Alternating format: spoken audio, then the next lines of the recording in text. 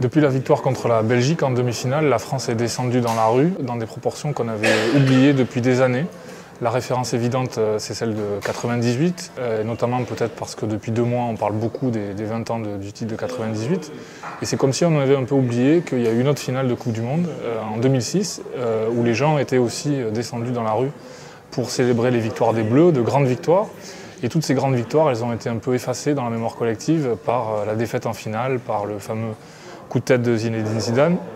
Et tout ça, ça nous dit un petit peu ce qui va se jouer ce soir dans cette finale de Coupe du Monde entre la France et la Croatie.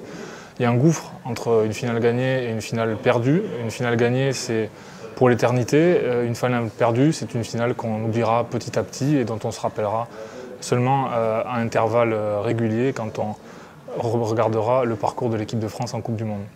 Alors ce soir, évidemment, l'équipe de France joue beaucoup, joue gros. Pour tous les joueurs de l'équipe de France, la vie peut changer avec le match de ce soir.